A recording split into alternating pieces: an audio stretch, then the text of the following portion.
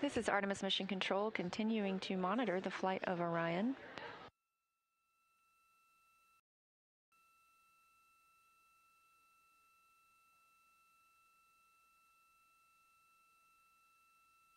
We are now 5 days, 21 hours, and 36 minutes into the Artemis II mission, the first flight of humans aboard Orion.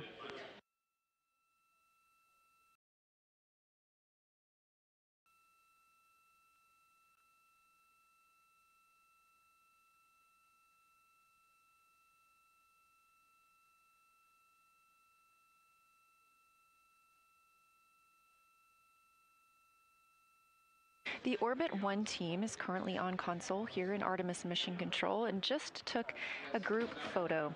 We are on flight day 7 of this 10-day mission, with Orion targeted to splash down about 3 days, 3 hours, and 40 minutes from now.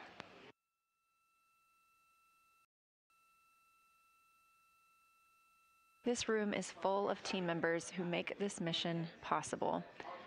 That includes Prop, the propulsion officer, CDH, command and data handling, INCO, our integrated communications officer, MPO, the mechanical and power officer, and so many more. Houston Integrity, are you ready for AGA readings?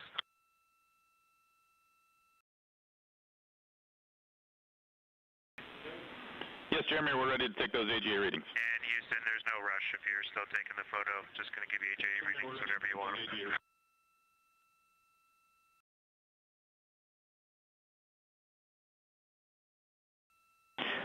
Jeremy, go ahead with those AGA readings.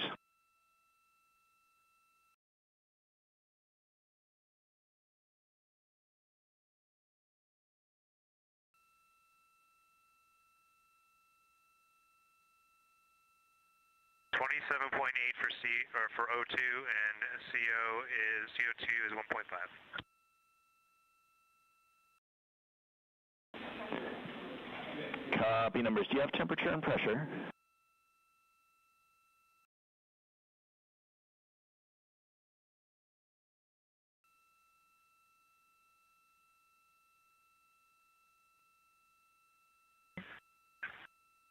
.4 for pressure and 77.3 for temperature. Copy all. Thank you, sir.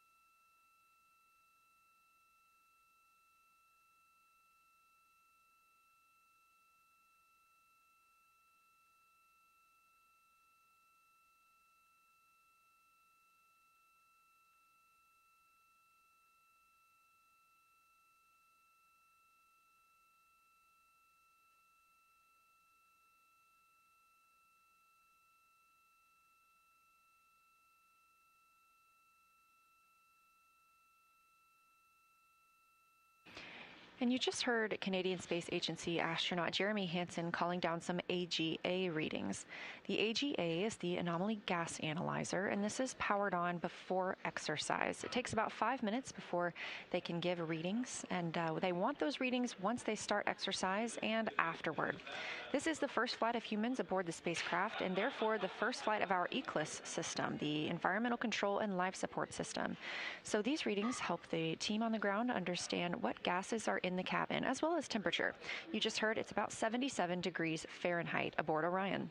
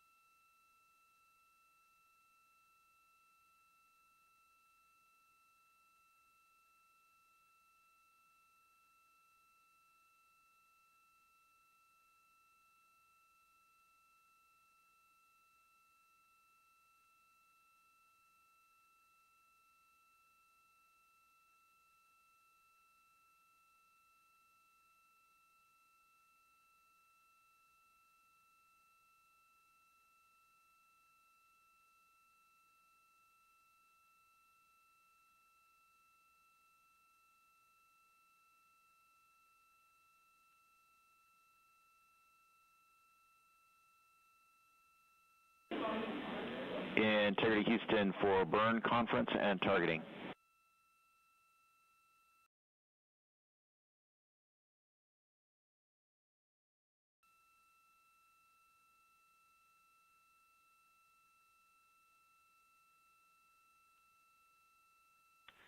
Go ahead, Stan.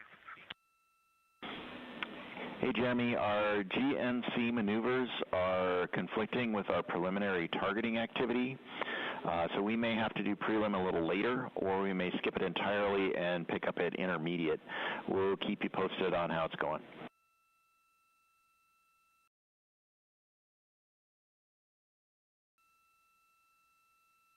Okay, copy that. And then when, just cue me up on when the latest trajectory information is on board for targeting. Do we have the latest burn plan on board? Jeremy, we do not have the latest on board yet. That's one of the things that we're trying to catch up with. So the burn conference scheduled before preliminary targeting is definitely canceled. Again, we'll call you when we have updates.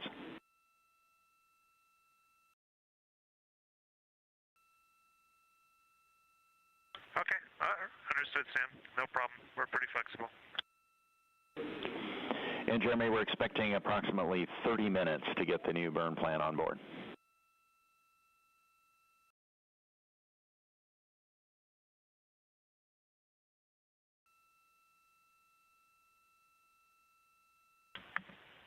Okay, understood, Sam.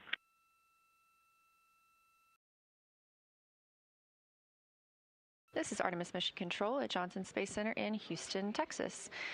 The voice you hear on the ground is Capcom and NASA astronaut Stan Love speaking with the crew aboard Orion, specifically Canadian Space Agency astronaut Jeremy Hansen. We are targeting the RTC-1 burn today. That's Return Trajectory Correction 1. That is targeted for about 7:03 p.m. Central Time. This is a small burn using the reaction control system thrusters on the service module of the Orion spacecraft. This helps us fine-tune our path back home. Stan Love was letting the crew know that we are canceling their first preliminary burn targeting conference. They have another one of these in a couple of hours when they will have the final burn plans uplinked and the final targeting complete.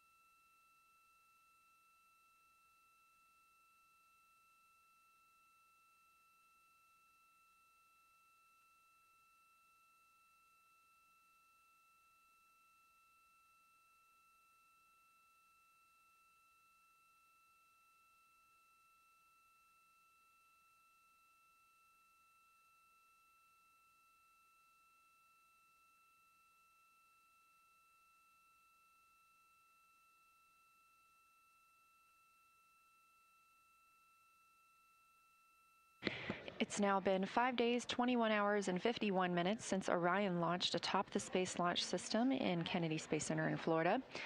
The crew aboard Orion is getting into the first few hours of their day.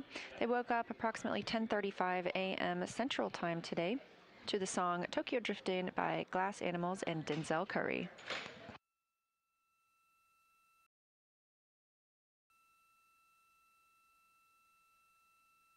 There are a few more open blocks of time on the crew's schedule today, as they had an extremely busy day yesterday with Lunar flyby. Right now, pilot Victor Glover is exercising, And Christina Cook is enjoying her private family conference. You heard her call down just prior to that she was ready for her PFC, and that's what that stands for. All of the crew members are getting a chance to talk to their families today.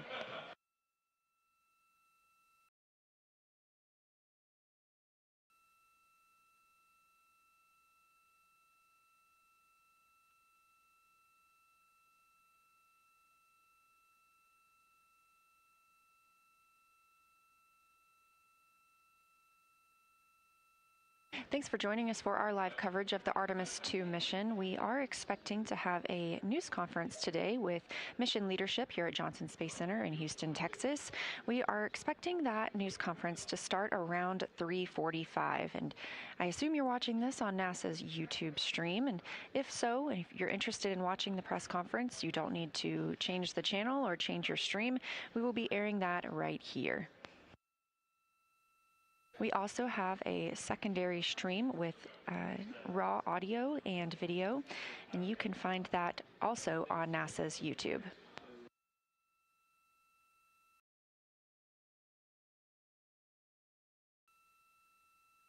Here's a video from the outside of Orion, and as we mentioned, pilot Victor Glover is exercising.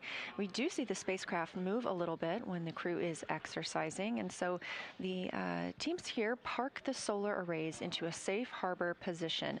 That means any motion that they experience due to the exercise doesn't damage the solar arrays.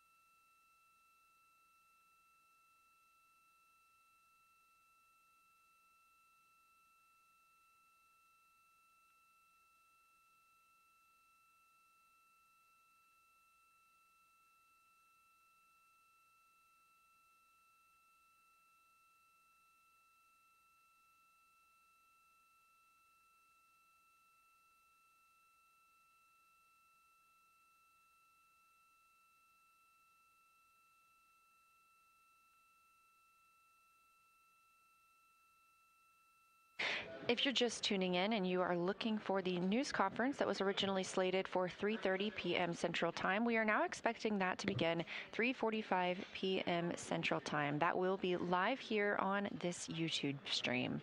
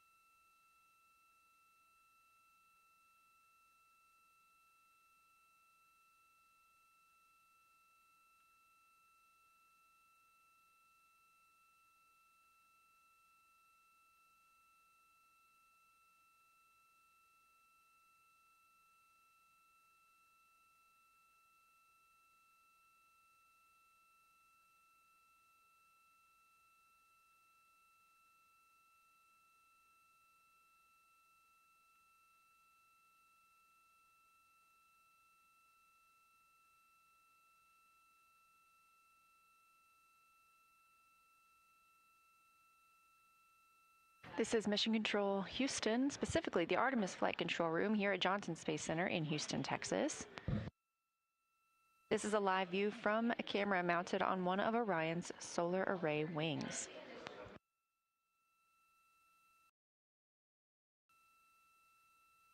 Interestingly enough, each of these solar arrays provides enough electricity to power 2 3-bedroom homes. This camera looking back on the European service module as Victor Glover, pilot of the Artemis II mission, conducts his exercise for today. That's why you are seeing some movement on your screen. We are mission elapsed time 5 days, 22 hours, and 2 minutes into the flight of Artemis II, the first flight of humans aboard the Orion spacecraft. And if you are looking for the press conference that was slated to start at 3:30 p.m. Central, we are now expecting that to start closer to 3:45. You're in the right place.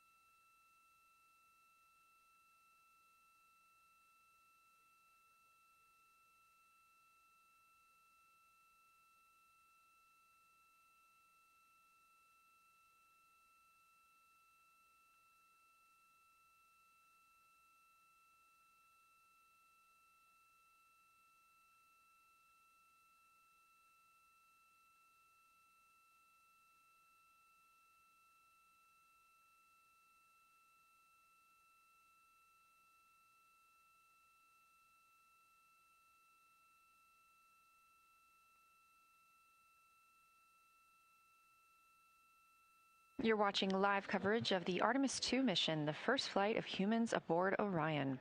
This is a view coming from outside the Orion spacecraft on one of the solar array wings, pointed back at the spacecraft. And as we mentioned, you see some movement because NASA astronaut Victor Glover is in his exercise period for the day. The crew is having a little bit of a quieter day after a very busy schedule yesterday, photographing and recording observations about the lunar surface as the spacecraft approached just about 4,067 miles away.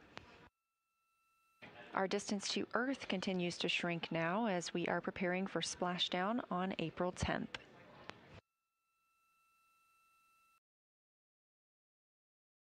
We're standing by for the start of our daily press conference here at Johnson Space Center in Houston, Texas, and expect that to begin momentarily. So if you are watching this channel and looking for more spacecraft views, you can switch to our other live stream. Otherwise, you can stay.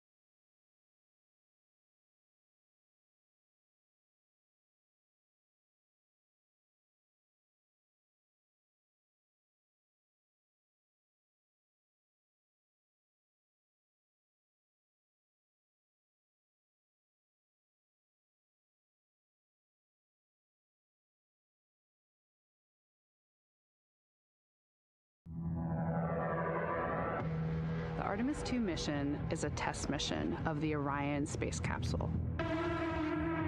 Artemis II will be the first time we put humans on this rocket. We're going back to the moon because it's the next step in our journey to Mars. We were always going to the moon. Pushing ourselves to explore is just core to who we are. That's a part of being a human. And liftoff. We shall return. Continuing to test out every bit of Orion. Coming back to Earth, 7 miles a second. When humanity sets big goals, we can bring together genius from around the world. You have the best. Dr. Lori Glaze, head of Artemis, Rick Hinfling, Artemis II flight director, Kelsey Young, Artemis II lunar science lead. We'll start with opening remarks from each of the briefers before opening it for questions in the room and on the phone bridge. If you're on the phone, press *1 to submit your question. When called upon, please state your name, affiliation, and to whom you'd like to direct your question. With that, I will hand the floor to Administrator Isaacman for his remarks. Thanks, Bethany. It's been an exciting Artemis II mission so far, and a very eventful 24 hours as the crew surpassed the Apollo 13 distance record, 252,756 miles from Earth. They relayed observations from the lunar surface. They've captured some incredible imagery. They performed a ship-to-ship call with their colleagues on the International Space Station. They performed additional manual piloting of the Orion spacecraft. They've been working at a reduced cabin pressure of 10.5 psi in support of future integrated lander operations, and they did take a call from the President of the United States, Donald J. Trump. We had millions of viewers on that tuned in for that historic broadcast, and it concluded with the President promptly inviting the astronauts to visit the Oval Office. Now, Integrity left the lunar sphere of influence earlier this morning, so they're now approximately 229,000 miles from Earth, and they will splash down Friday evening at approximately 8:07 p.m. Eastern Time, and the recovery weather is so far looking favorable. Now, you can see some of the spectacular images the crew have captured here on our screens. There we go. Now, this is the first time humans have documented some parts of the far side of the moon. Now, these images will be publicly available on NASA's website, our digital platforms, and the White House actually released the now iconic EarthSat photo from earlier today. Now, these are the first of many incredible images of the moon, and we'll continue to release them as they become available. My understanding from just a few minutes ago is that they captured over 175 gigabytes of imagery from the lunar pass alone just yesterday. And the images that you are seeing right now have been transmitted back to Earth predominantly through optical communication, which is pretty cool stuff. Now, before I turn the call over to Dr. Lori Glaze, I wanted to share some of the other things that we are doing at NASA while the Artemis II crew are underway on this historic mission. So the crew on the International Space Station are hard at work. They're undertaking the science and tech demos, many of which have directly supported the Artemis program missions and will continue to do so. The Exploration Ground System personnel, if you want a quick Kennedy Space Center update here, have been out at the launch pad. The crawler, my understanding, is approaching the outer gate, and we expect ML1 to be back in the vehicle assembly building within approximately a week. Now, this would cut down on the turnaround time that we observed from Artemis 1, measured in months right now, several months. On the science front, my understanding is the Blue Origin Mark I lunar lander is wrapping up here at the Johnson Space Center in Chamber A. Nancy Grace Roman Space Telescope testing is progressing, so much so that we feel reasonably confident we're going to announce a target launch date this year sometime in the next 2 weeks. In aeronautics, we've been flying the X-59 almost daily while the Artemis II mission has been underway. So we work to rebuild our X-plane portfolio. The first senior level Artemis III mission design discussion today. Teams are working with vendors on moon-based RFIs and RFPs, and we are advancing the Skyfall scientific payload for the first interplanetary nuclear-powered spacecraft, SR-1 Freedom. I think the most important point we're trying to make here is we can launch history-making missions like Artemis II, start making meaningful progress towards Artemis III, and do all the other important programs the world's been waiting for from NASA. And with that, I'll turn it over to Dr. Glaze. Thank you, Jared. I just have to say, wow, when I look at all of those images that were scrolling by. I hope all of you are as inspired as I am. I know as they continue to be downloaded, they're just absolutely stunning, and we really hope that they are inspiring truly everyone in the world.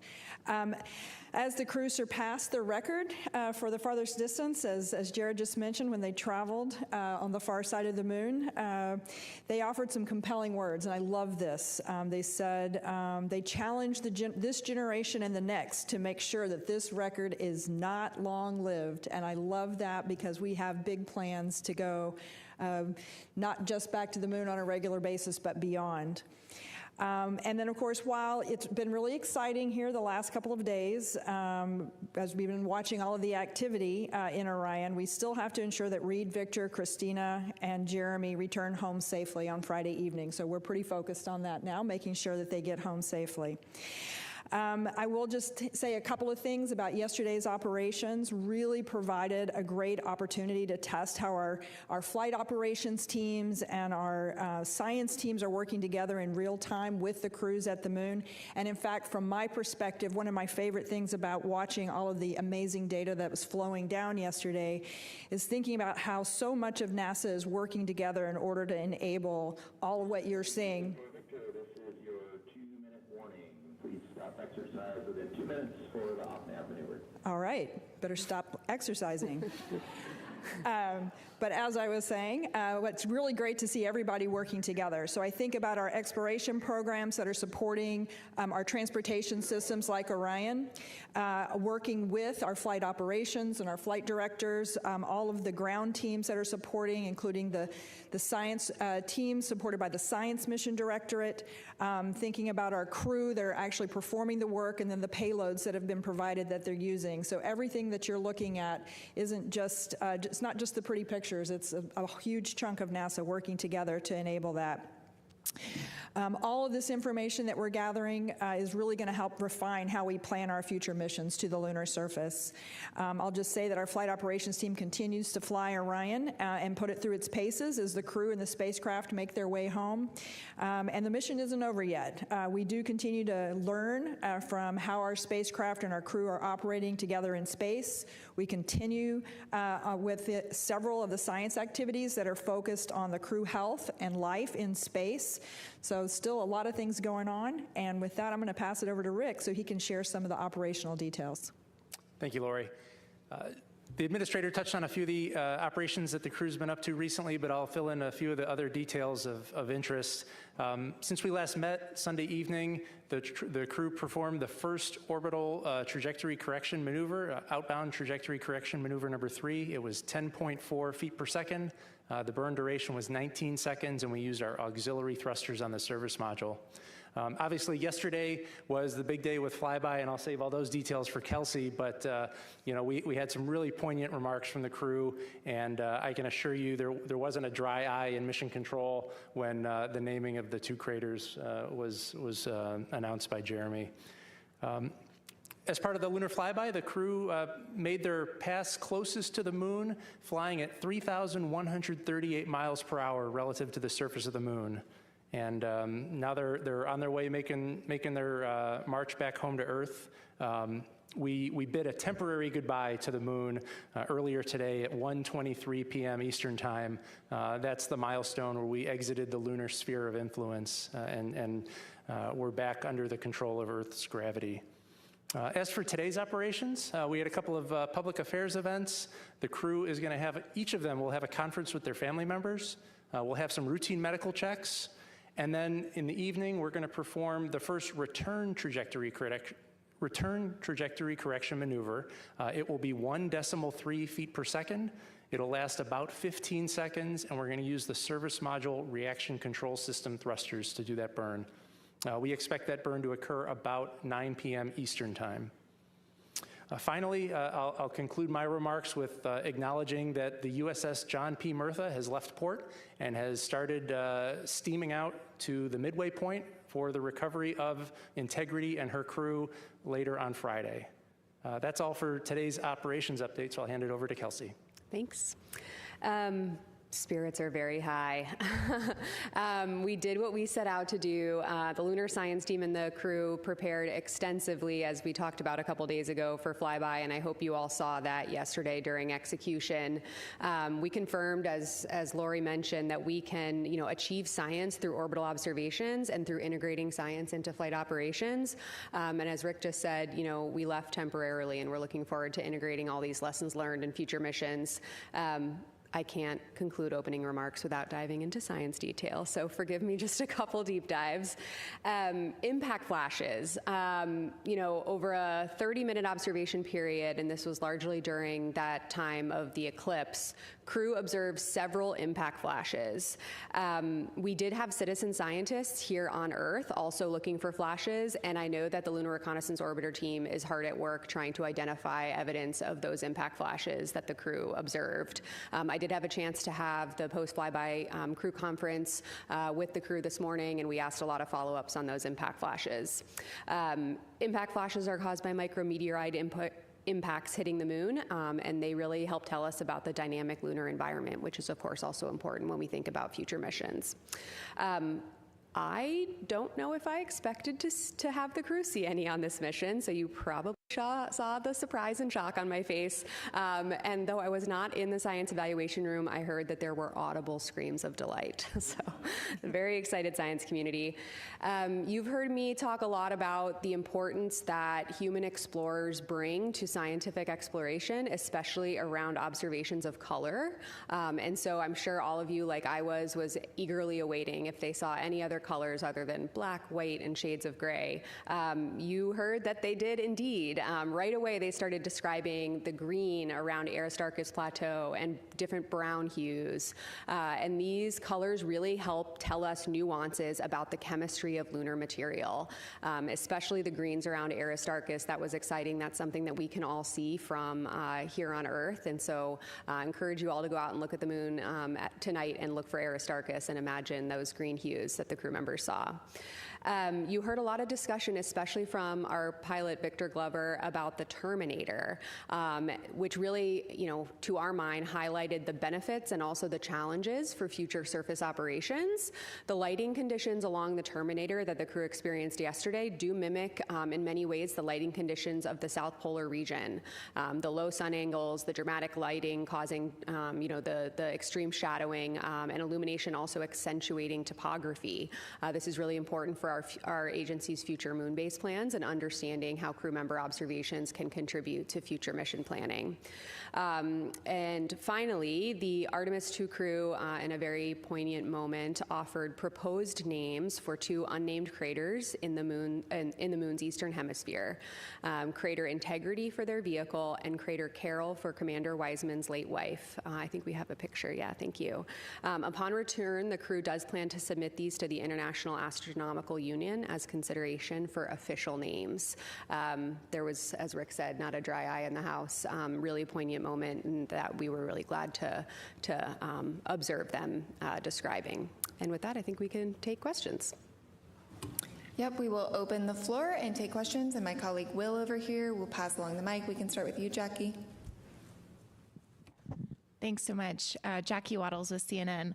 I don't think there was a dry eye on Earth when Carol Crater was named. I was just curious, was Reed aware that that was going to be something that the crew was going to do? I was just curious if there was any pre-planned discussions and they were just kind of looking for the crater, or kind of how that came about.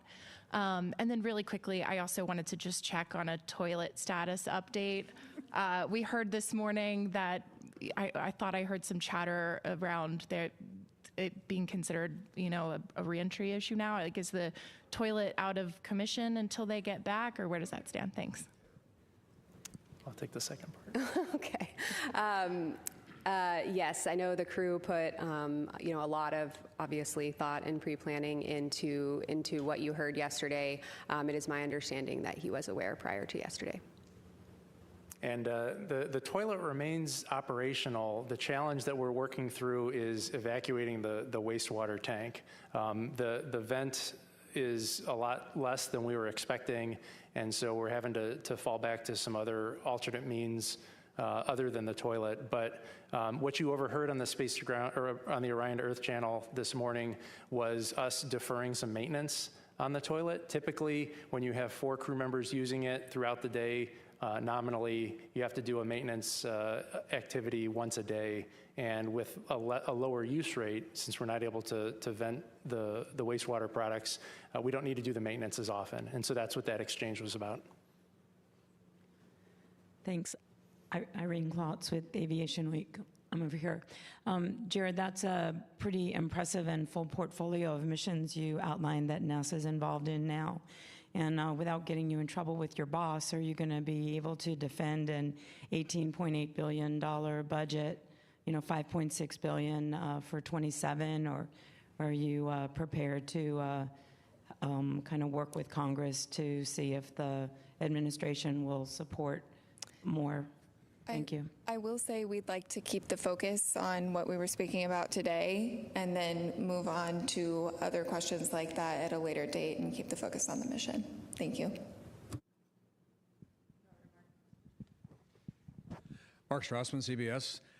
I feel as though I've talked to about 10 people off campus today, and they all wanted to ask me about those remarkable images. And so they asked me, so I'm going to ask you. Have you seen anything in those images that surprised you? And what about those images touched you? Take that, Kelsey? Sure. Oh my gosh. When I woke up this morning, I've spent most of my morning just flipping through, the thousands of images that have started to come down.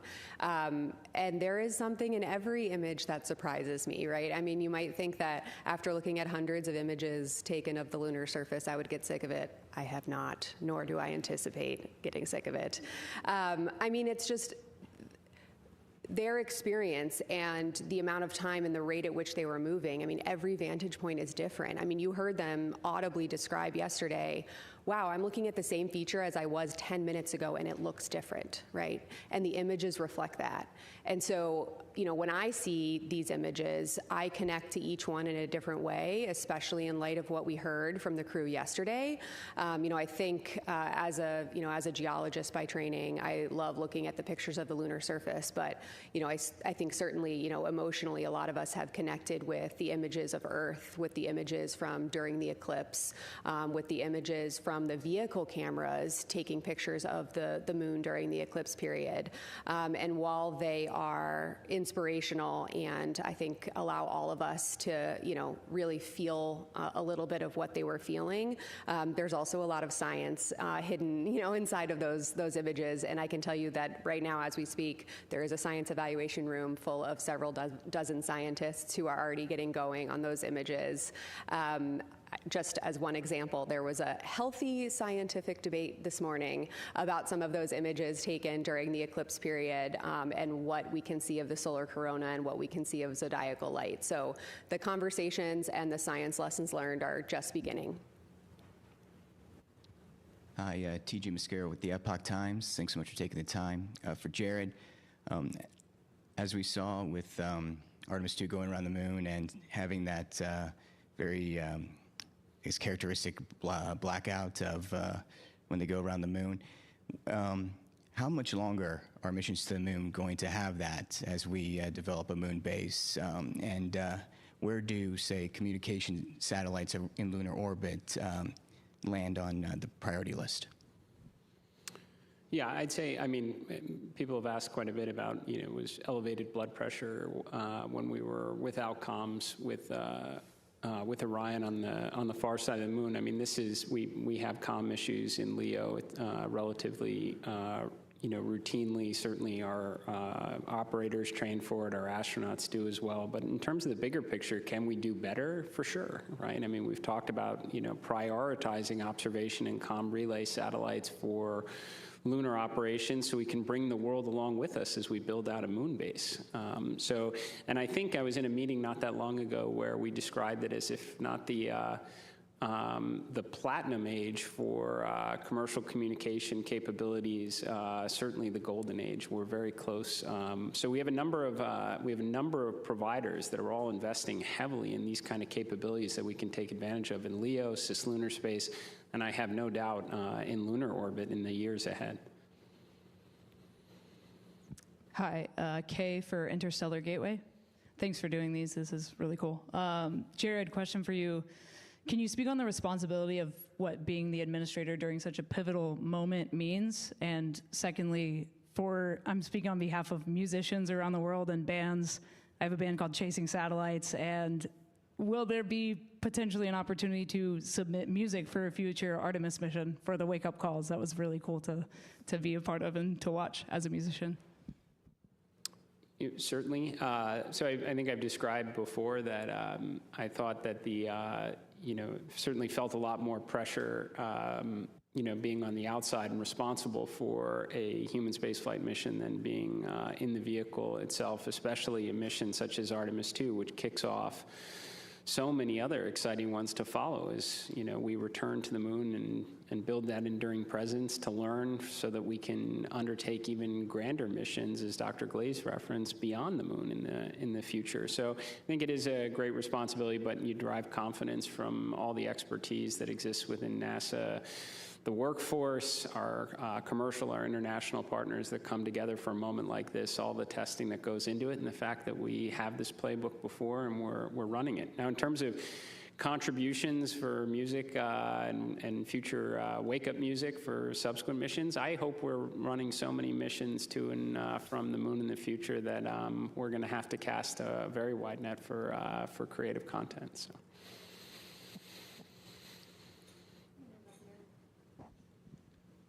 Thank you. For Administrator Isaacman, Tom Costello with NBC News. I'm just wondering, how are you feeling now? I realize we don't have the crew home yet, but you've had a very successful trip around the far side. How are you feeling about this setting the stage, testing out the vehicle for a lunar landing as soon as 2028? Yeah, well, I mean, I'd say for this mission, we're certainly off to a good start. I mean, clean launch, and the vehicle has been doing well.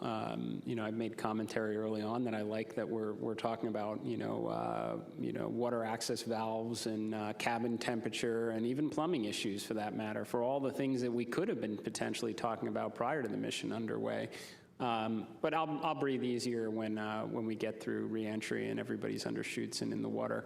In terms of getting ready for the subsequent missions, it's kind of why I picked some of the words that I did at the beginning of this press event, is that a lot of people's rightful attention right now is on the crew of Artemis II, especially here at JSC and Mission Control, especially the recovery forces that are now making their way out to bring this crew back to their family. And for everybody else, we've got the other things to get done, including thinking about Artemis III. It's why I was very happy that the crawler is making its way out to 39B right now.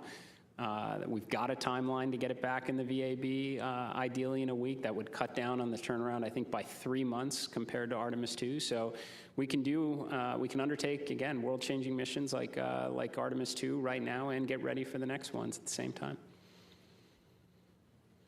Hi, Josh Dinner, space.com. Has this mission revealed anything about life aboard Orion, crew workload, flights in deep space, or maybe something unexpected that will shape how NASA and Artemis crews approach preparing for future missions? Do you want to take that, Flight Ops? Yeah, that's a really interesting question. We've learned a tremendous amount as part of a lot of the flight test subjective activities we've been doing.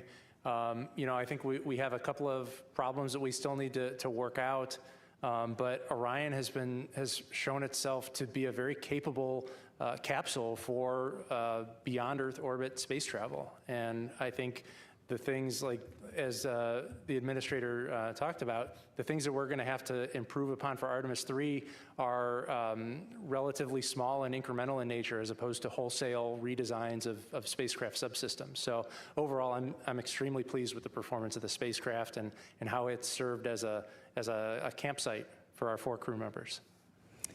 We'll go from Marcia to Eric and then do a couple on the phone bridge. I'm Marcia Dunn, Associated Press for Dr. Young. It's hard for me to know how quickly these pictures are coming down. How many would you estimate that have come down so far of the moon? And these luminous flashes on the surface, was that an actual meteor shower, do you think, or is it just your usual business of falling debris? So the team, the FOD team, is working really hard to bring down the images as fast as they can. Of course, we also have other vehicle data that needs to come down as well. But the team is working really hard to try to get those images down and of course, get them out to you guys as well. As of the time I left Console, roughly an hour ago, there was just over 50 gigabytes of data from yesterday that had come down. Of course, every image does not exactly have the moon in it, but it is taken from within the lunar observation period. So we're working really hard to get those down, as well as the audio files that the crew were taking. That's a really rich scientific data set because it captures the nuance of what the crew were seeing. We heard a few of those per hour in those science situational reports you were hearing yesterday, but there are multiple hours of recordings of meaty science observations, about 2/3 of which we've been able to get down so far, and our team has already been looking at those couple hours of transcripts and audio files. As for the impact flashes, yeah, absolutely. I mean, we think they saw at least 4 and possibly up to 6 impact flashes. Again, I talked to them about that just this morning in the crew conference with them. I think, it's very early to tell, right? This happened less than 24 hours ago. Our teams are looking at it now, and spacecraft like the Lunar Reconnaissance Orbiter will be really helpful to try to help us narrow in on that. But the lunar environment is a dynamic place, and we have a lot to learn about it. LRO has returned a lot of information about the lunar environment, but observations like this are a critical part of our understanding, which will pay dividends for future surface exploration. Eric. Eric Berger, Ars Technica. There's a question maybe for Jared. So why haven't we been back to the moon in 53 minutes? I'm just kidding. So you brought up the Artemis II mission design. Can you bring up or talk about the 2 or 3 hardest problems that you're tackling? You talked about the mission design meeting today, but the 2 or 3 hardest problems you're tackling right now to make sure that launches next year.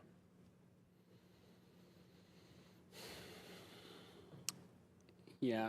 So I don't want to get too far out in front of a mission that's underway right now. I would just say that there are a lot of things based on the information we have available today, from feedback from our vendors, that we know are achievable.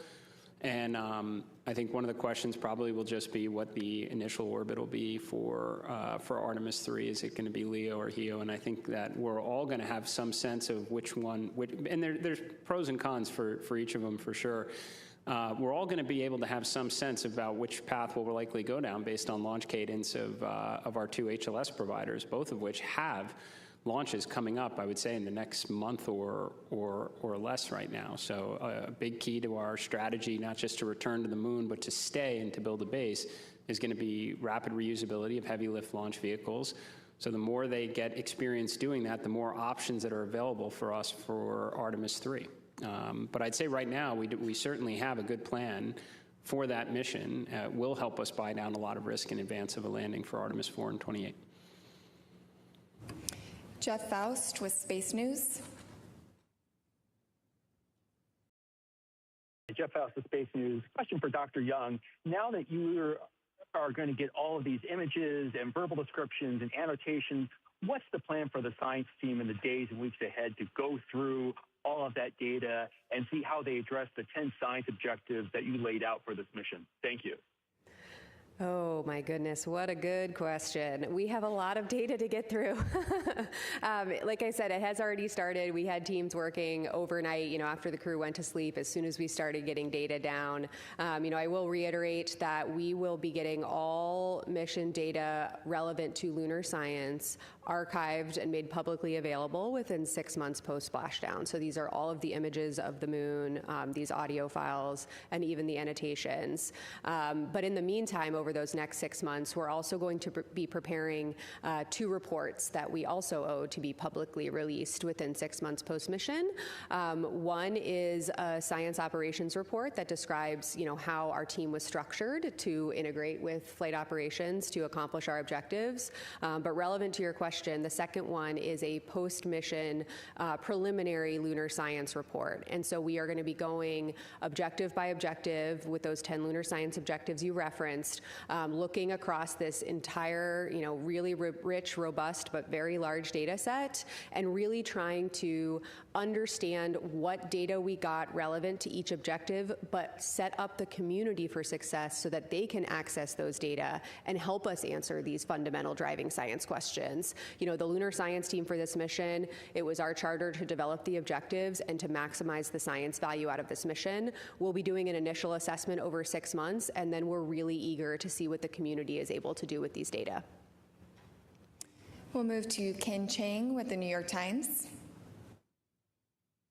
Thank you. So I have some questions about the optical communications. How was the performance like? How many gigabytes was sent? What was the data rate? How does that compare with what was expected? And how does it compare with the usual way of sending data back? And it seems like it's been almost operational already and not just a test. Thank you. Yeah, I think the question was relative to some of the data rates for the optical communication system. I'll just give you a stat from overnight that we heard from Consul. We got 20 gigabytes down in a little more than 45 minutes. That's orders of magnitude more than we get via our S-band telemetry system. So optical comm has been working really well, and hopefully we can take what we learned on Artemis II and expand its operational capability and its implementation for future missions. And now we will move to Lauren Grush with Bloomberg.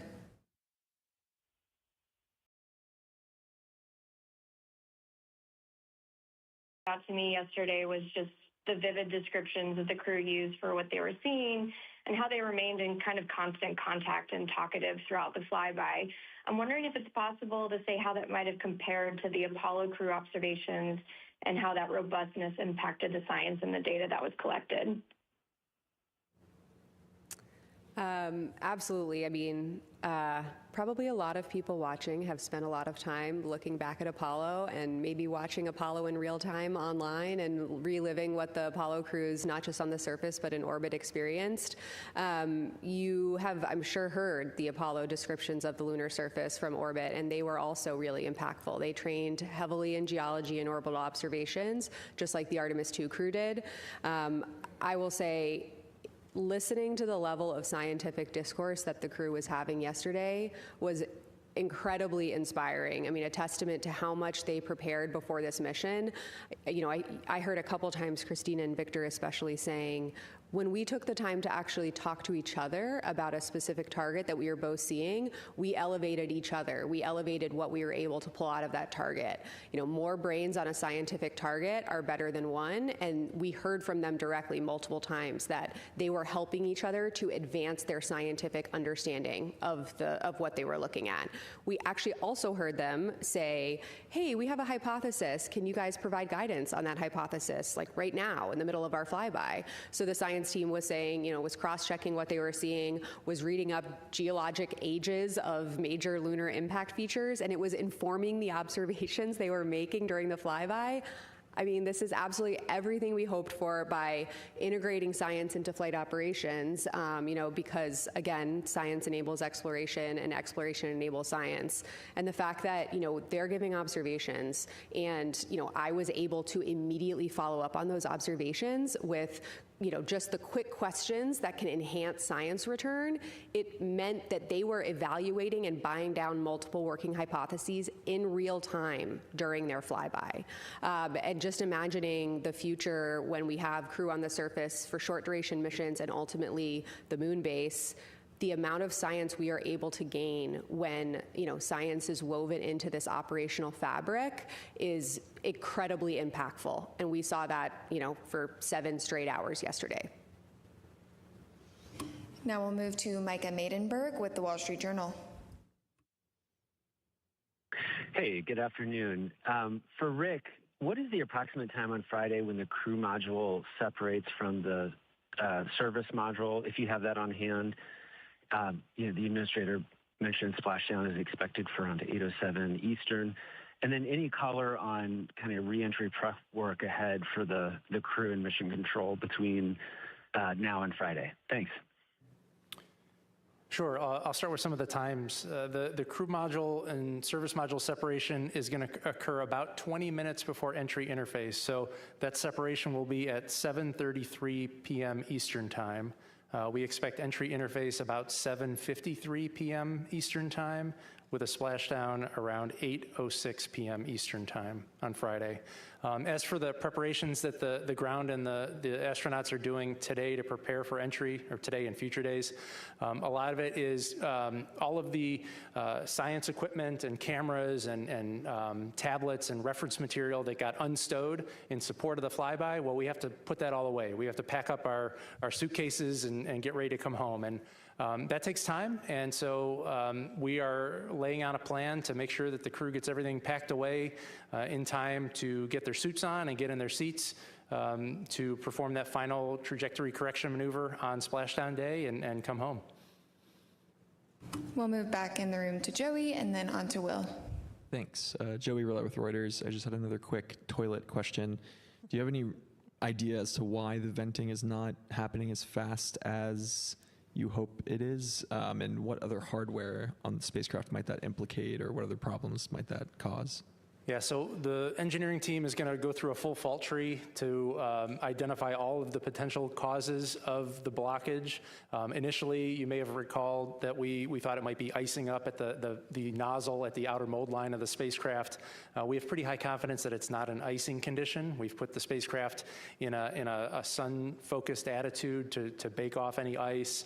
We've activated heaters along the lines internal to the spacecraft, and we still see a blockage. And so the latest theory is related to some of the chemistry that goes into ensuring that the wastewater doesn't develop any biofilms. And there may be something going on with a chemical reaction where there's some debris that's generated as part of that reaction, and it's getting clogged in a filter. But again, we don't have root cause, and once we get the spacecraft back into the processing facility in Florida, we'll be able to get access to all the components and do a real detailed fault tree to identify the root cause. Hi, Will Robinson-Smith with Spaceflight Now. Thank you all for taking the time. Going back to Dr. Young's point about the intersection of science and exploration, to both Dr. Young and to Dr. Glaze, given the number of believed to be impact flashes that the crew observed during just a relatively brief amount of time, I wonder how these observations and the ones made previously by LRO will factor into creating the conditions for a moon base that can allow the astronauts to stay safe, given the probability that they may experience a micrometeoroid impact at that site. Thank you. Want to say anything?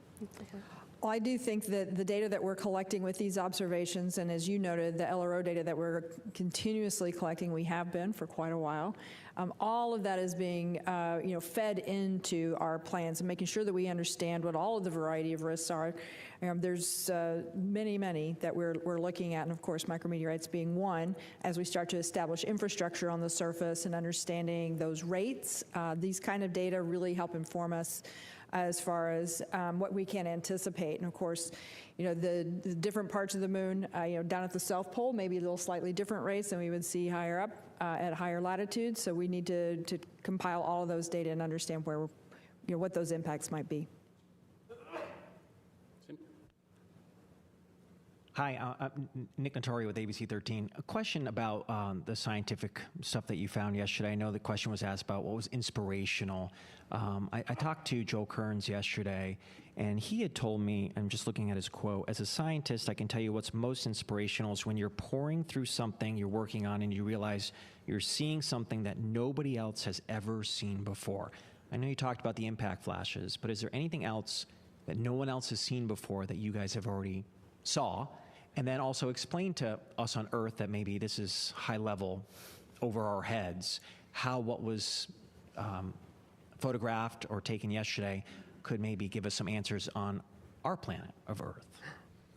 Thank you. Yeah, lovely questions. I might just give a specific example of something I heard from the crew yesterday. My background's in geology and specifically impact cratering, so every time they describe those beautiful basins, I get really excited. They did describe Ohm crater a couple of different times, and they noticed a variety of different color and albedo hues associated not just with Ohm, but with the rays that extend out from the crater.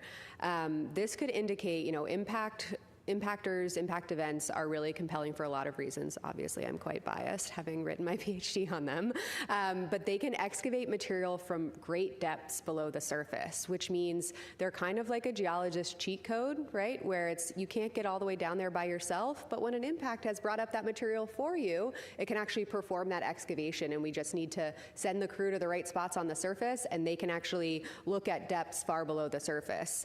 And I bring that up here to say that what the crew observed around Ohm yesterday was they actually noticed color and albedo hues coming out in those rays, and they noticed that they were distinct and different and evolved along the ray systems, which could potentially lead us to believe that that crater excavated from distinct depths below the surface of the moon. So it's those kinds of nuanced observations that can ultimately inform future landed missions, future crewed missions, to understand where can we go to maximize the scientific value.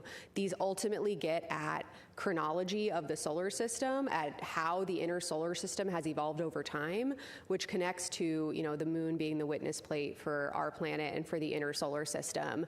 You heard Lori and I the other day get very excited about talking about, pesky plate tectonics and oceans and vegetation that gets in the way of us looking at the early part of our planet's past, and the fact that that part of the record of our Earth-Moon system is still available on Earth. Well, where it's available is the highlands, the far side highlands, and the South Pole. Specifically, the South Pole has the South Pole Aitken Basin, which is my personal favorite lunar and planetary science objective. It's the oldest basin in the solar system. If we can get the right age constraints on that basin, it can help us anchor the chronology for the entire solar system. And so crew observing things like they did with OHM, where they can say, with my eyes, I can see this distinction, which can ultimately tell us that future observations of high priority landing sites could tell us something similar.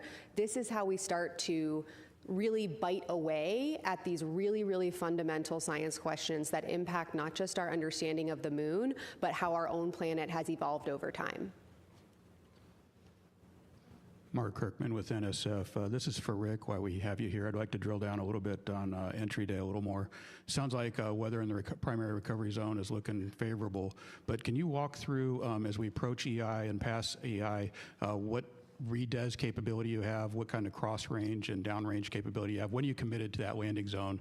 And also, with this thermally benign entry you're going to fly, do you still expect to exceed Apollo 10's speed record? I know you don't care about that stuff, but we do. That's all right. You can still keep asking the questions, and we'll go follow up, and we'll find the answers. I do not have the answer offhand about the Apollo 10 speed record, so we'll have to get that back to you tomorrow. And tomorrow, I'm actually going to provide a lot of detail about the sequence of events for entry, as I'm the entry flight director for Friday evening splashdown. But with respect to your particular question about entry interface, we can select a new landing site as late as entry interface. We would prefer to not do that. We like to give ourselves a little bit of margin, but we can adjust the latitude and longitude of the site, and the spacecraft will fly to those coordinates so long as we get that command up before entry interface. So we're going to make a decision far in advance of entry interface to know where the splashdown site will be, because our top priority is to ensure that when Integrity and her crew of 4 splash down, that we have the recovery forces right nearby to help get them out and get them back to the recovery ship. So we have about a 475 nautical mile range. I can't do that conversion. But 475 miles of ocean within which we can select the most acceptable weather. And as you said, weather near San Diego looks favorable, so I'm optimistic that we'll be able to land close to the shore. Tom Clark with Sky News in the UK. First of all, congratulations on the flyby and those breathtaking images, and thanks for doing this too.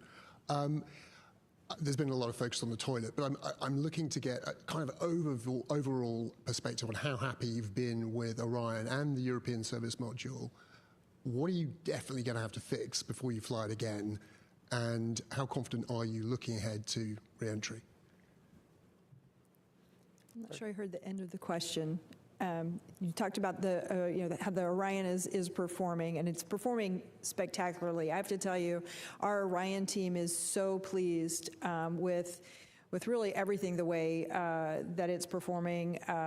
The engines, the manual control that you've heard us talk about several times, that the crew have just gone over and over about how well that's performing, how nicely the Orion crew module is handling. The service module, again, providing everything that we need. Yeah, we've had a couple of challenges, but overall, I mean, I think they're pretty minor in the whole grand scheme of things. The hardware itself performing extremely well. We're really looking forward to turning this around and flying again in a year, and then again a year after that. I think this hardware is really spectacular, and we're really looking forward to doing this more often. We're going to get the toilet figured out. The toilet is actually functioning perfectly. It's the drain, the ability to vent the wastewater. And as Rick said earlier, as soon as we get this down on the ground, we'll be able to get inside, and we will get to the root of that. Hi, Lisa Grossman from Science News. This is especially for Kelsey, but actually for all of you. The astronauts yesterday used a lot of really fun analogies and descriptors for the features on the moon they were seeing. Did any stand out for you as favorites? Oh, of like the analogies they used to describe lunar features? Yes, I liked the handprint, and that actually, we had a team working overnight to figure out exactly what they meant. They found it this morning. They were very excited to figure out exactly what they were talking about. I think, we train them, to be totally blunt, we train them to describe it like they see it. Tell us what speaks to you and how you can communicate it back to us.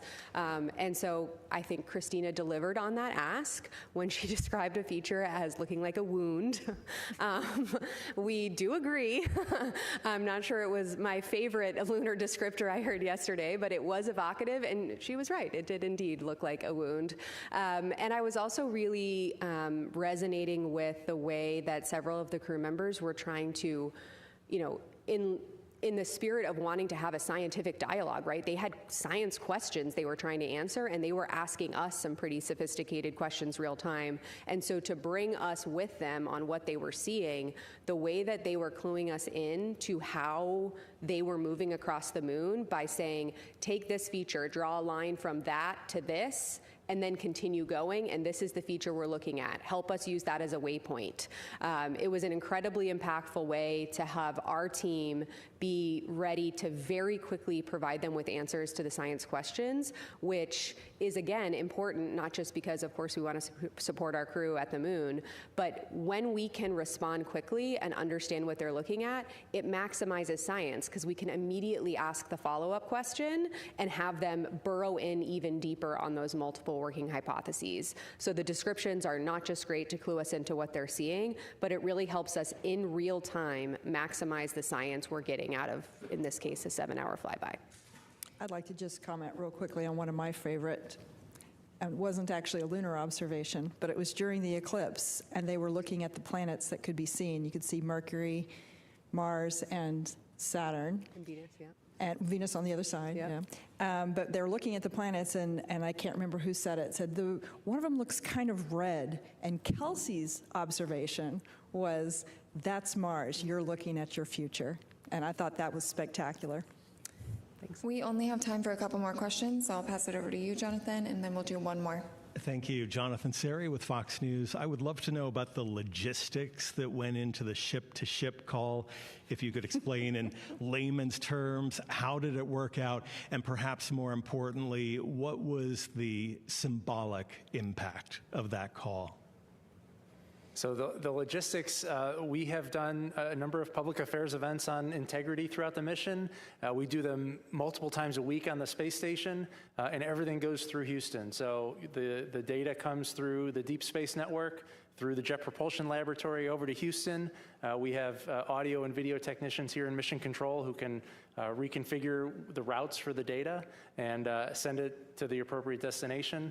We do public affairs events down from the ISS through the tracking and data relay satellite system, and so that's something we do all the time. It's just a matter of connecting the two wires, and so logistics were really quite easy despite the distances. Yeah, maybe I could add too, I was in the flight control room this morning for that call, and something I observed that I didn't anticipate, of course we're expecting the crew joy at talking and connecting to each other, but looking around the room at the other flight controllers, and actually the viewing gallery was open for other FOD employees to observe. This is a team sport, so many people, thousands of people work to enable this, and seeing the joy on everybody's faces as these two missions flying at the same time had this moment of connection is going to stay with me as a moment of inspiration from this mission.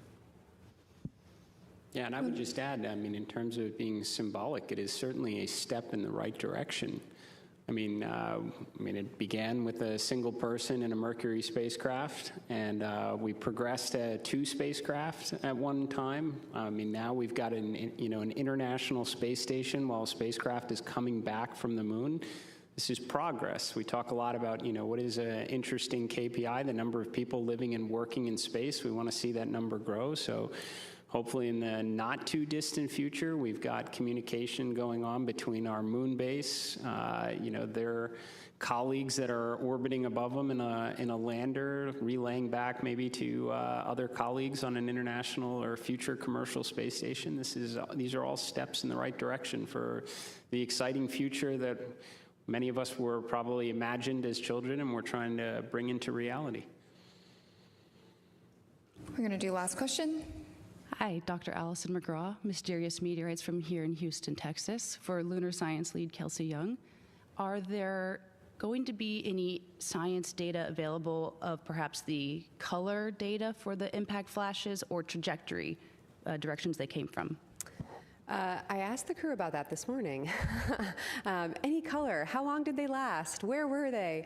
And Reed and Jeremy, as I was talking to them, had their crew tablets out and they were making annotations and sketches on what they saw. They did just report this morning in our conversation that they didn't observe any color to them and that they were very, very brief, but they did provide sketches on where about they saw them. And so again, like I said, we're going to use the Lunar Reconnaissance Orbiter to try to, track to those features and try to identify what they saw. Trajectory is going to be hard, but Lunar Reconnaissance Orbiter data can help us pull that out. What we really wanted to do before the crew, splashed down and got distracted with all of the things they're going to be doing here was capture that nuance before it got overcome by a lot of other mission events. So we were able to capture a lot more detail this morning in my conversation with them, and the LRO team is off to the races. Great. With that, thank you for joining us today for our mission status briefing. We will have another briefing tomorrow. Until then, you can continue to follow along with the mission 24/7 on NASA's YouTube channel, and we will leave you with these beautiful images captured by Integrity.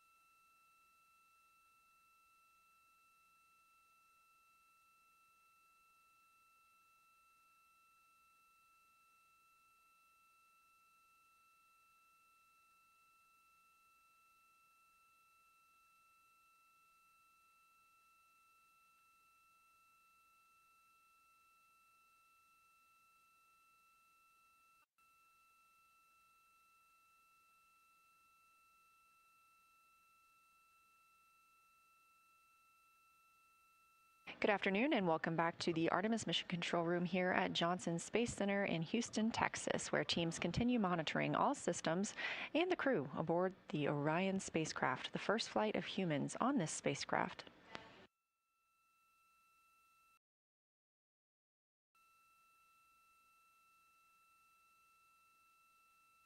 The crew is having a little bit of a quieter day today. They woke up at 10:35 a.m. Central Time this morning, got into their post-sleep period, and then got to talk to the International Space Station crew.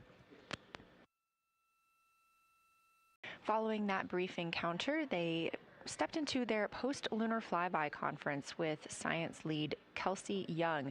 You just saw her in our mission status briefing.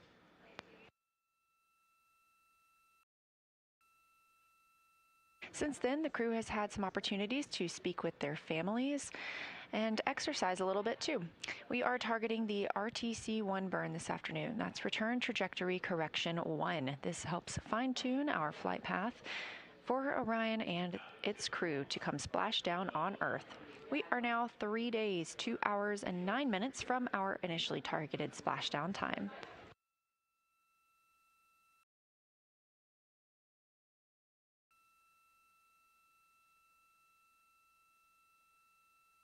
You're looking at a visualization of the spacecraft. Now 48,670 miles from the moon and 228,090 miles from Earth, continuing to grow closer. You can keep up with this data at any time by visiting nasa.gov/trackartemis. Coming up shortly, we expect the crew to have their intermediate burn targeting conference. At that time, the teams will load up the latest burn plans aboard the spacecraft.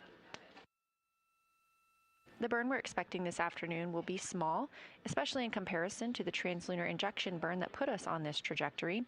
These trajectory correction burns are using the RCS, or Reaction Control System, thrusters on the spacecraft. Much smaller thrusters with much less power than the OMS, or Orbital Maneuvering System, engine that we used to propel us around the moon and bring us back home. This is a live view from the spacecraft looking at the service module. That large nozzle is the OMS engine. We do not intend to use it again during the mission, having completed that translunar injection burn.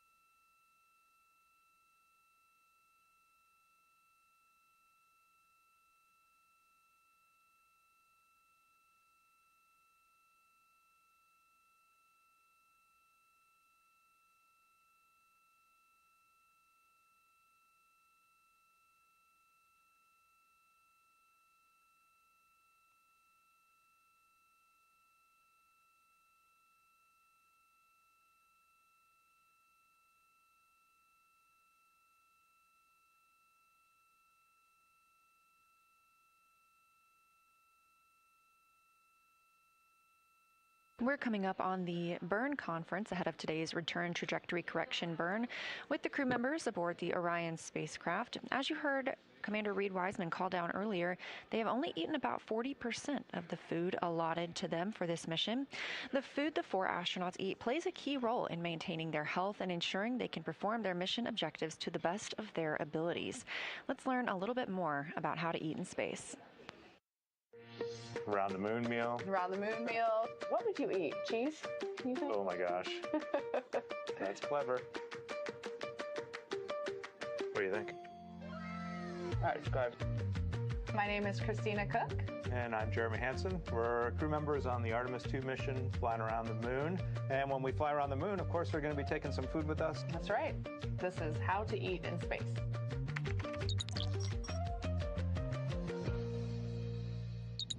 Here we are in what we call our food lab at NASA Johnson Space Center. We come in here quite often to sample space food.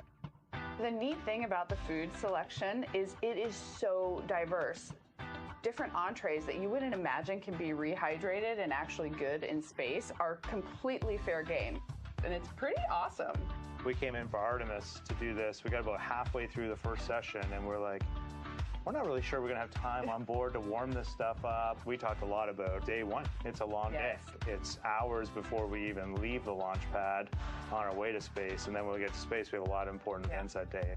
We just did a sim yesterday where lunch is scheduled. It's midday meal. Yeah, midday meal for all 4 of us. And so those would be great moments, I think, in our mission to have prepped some food and sit down or float as a crew and just have a joint meal. For sure. I think that'd be fun. My name is Shulei Wu. I'm the food system manager for ISS and Artemis. The food lab at Johnson Space Center, that's where we make and package most of the space food, and also where we will be making all the food for the Artemis missions.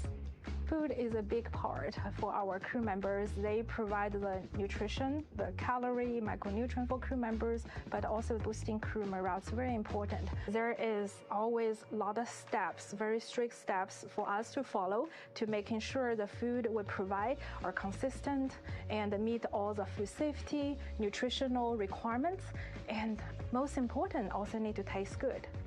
The other strategy is always promote the variety because everybody's food preference can be very different. Therefore, the more variety we can have, the better to meet the needs of the astronaut group.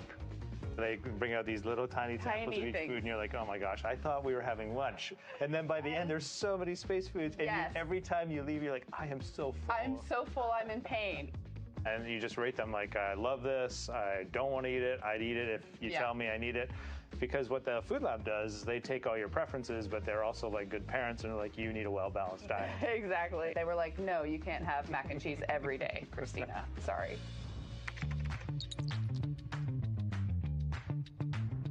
I'm Wyeth McKinley. I'm a flight controller and a crew instructor for Artemis II.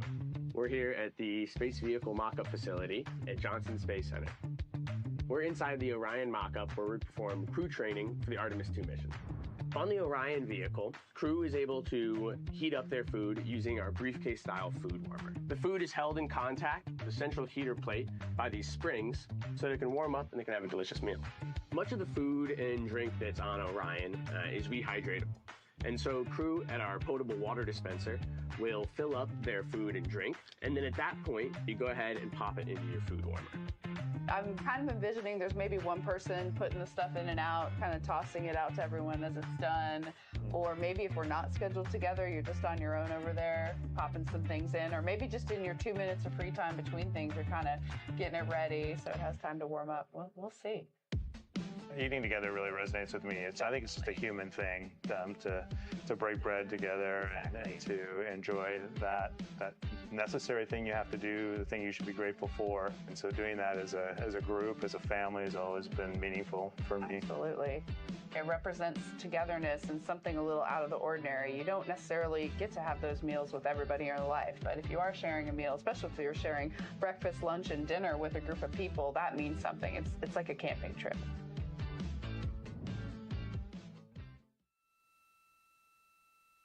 Go ahead. down and to the left, line 17, the DAP load is 3 for burn maneuver.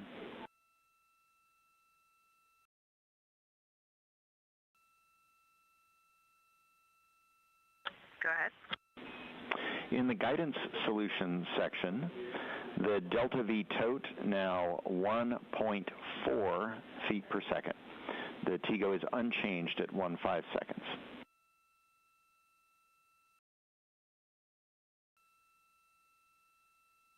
Good, go ahead. Attitude, yaw, 154. Pitch, 2.6. Roll, 2.87.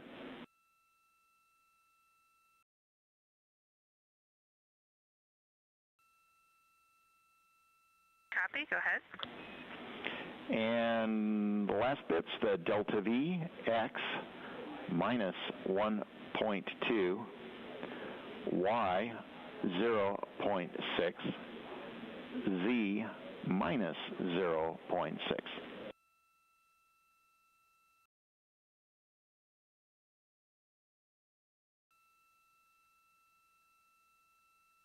We copy all. Thanks for that clear read up, and we see that our next step is to run two-level targeter. We concur. We'll be watching. And just a reminder that we're not pressurizing the tanks before this burn, so we're going to do it in blowdown.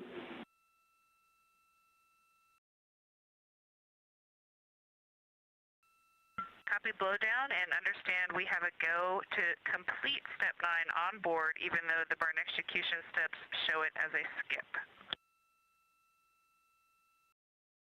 Checking.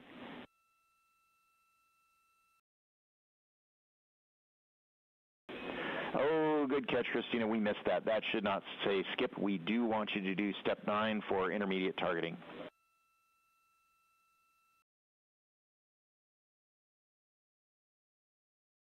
Copy all. We will do it and chat with you after. Thank you. Roger.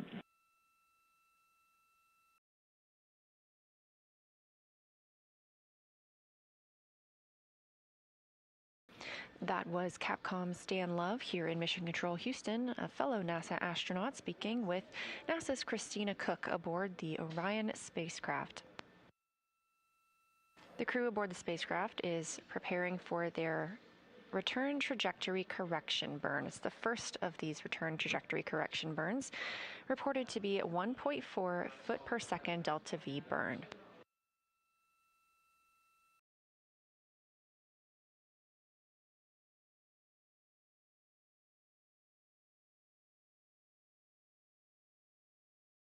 Again, we are expecting that return trajectory correction burn tonight around 7:03 p.m. Central Time.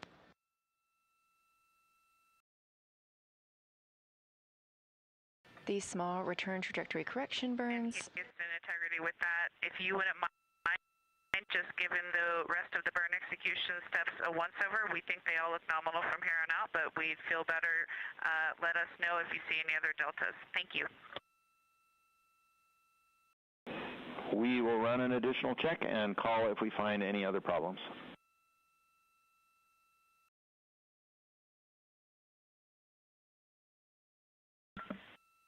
Perfect, thanks.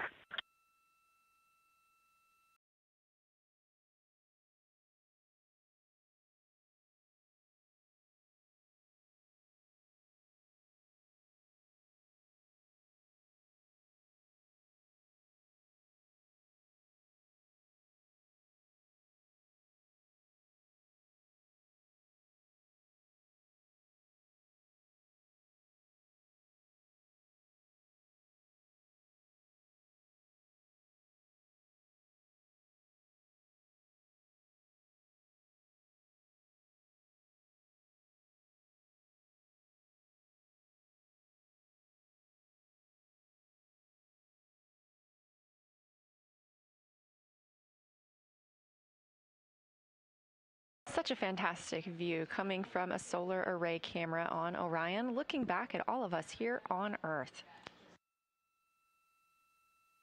Currently, the spacecraft is 227,756 miles away from our home planet. Orion is now 49,168 miles away from the moon. Earlier today, the spacecraft exited the lunar sphere of influence. That's when the pull of gravity is strongest on the spacecraft.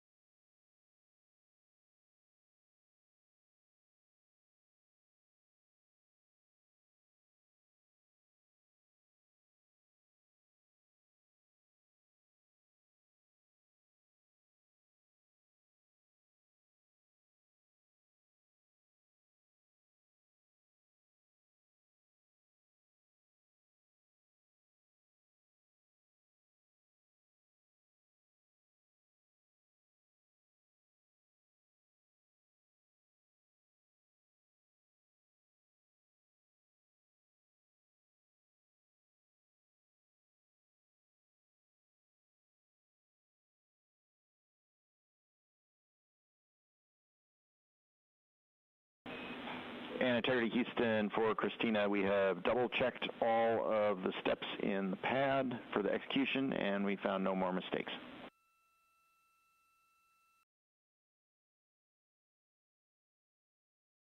You guys rock. Thanks. And Christina, while we've got you, we have increased the fan speed, and we're wondering if you want us to keep it at this level for the next exercise session.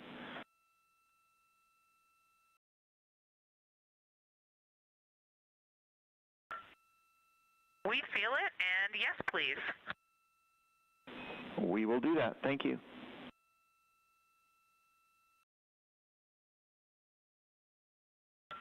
Thank you for that.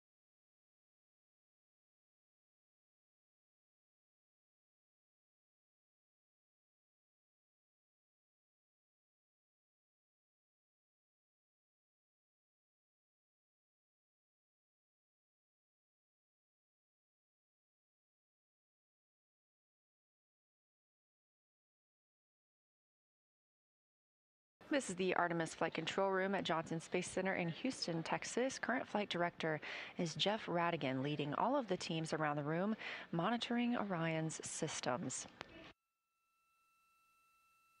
This is Flight Day 7, following launch on April 1st of Orion atop the Space Launch System spacecraft at Kennedy Space Center in Florida.